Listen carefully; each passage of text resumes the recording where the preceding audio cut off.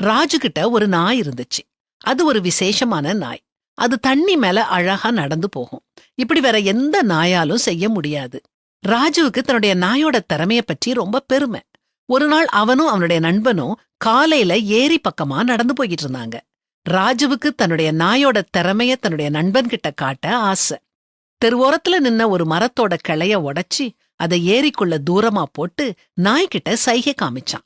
அடுத்த நிமிஷமே நாய் ஏரிக்குள்ள குதிச்சு தண்ணி மேல ஓடி அந்த கிளைய எடுத்துட்டு வந்து ராஜு கிட்ட கொடுத்துச்சு. ராஜுவுக்கு ஒரே சந்தோஷம். தன்னுடைய நண்பனை பார்த்து, பாத்தியா என் நாய் என்ன பண்ணுச்சு பாத்தியான்னு ஆவலோட கேட்டான். அவன் நண்பன் எந்த விதமான ஆச்சரியத்தையும் வெளிப்படுத்தல. நாய பாராட்டுறதுக்கு பதிலா மெதுவா கேட்டான், உன் நாய் தண்ணிக்குள்ள போறத பார்த்தேன், ஆமா அதுக்கு நீந்த தெரியாதா? ராஜுவுக்கு என்ன சொல்றதுன்னு தெரியல.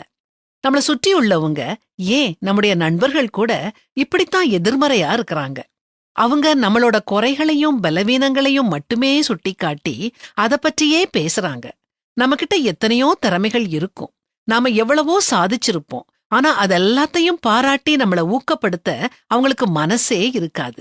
இப்படிப்பட்டவங்களோட அதிக நேரம் செலவழிக்காதீங்க. இவங்க கிட்ட பாராட்டையும் எதிர்பார்க்காதீங்க.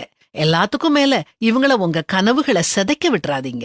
அடுத்தவங்க நம்மள பற்றி என்ன நினைக்கிறாங்கங்கிறது முக்கியம் இல்ல. ஏன் நாம நம்ம பற்றி என்ன நினைக்கிறோங்கிறது கூட முக்கியம் இல்ல.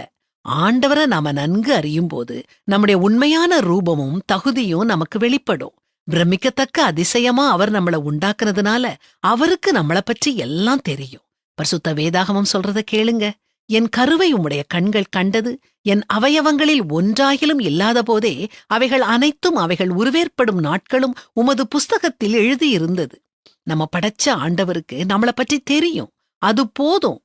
அடுத்தவங்க கிட்ட நம்ம திறமைய நிரூபிக்க தேவையில்லை.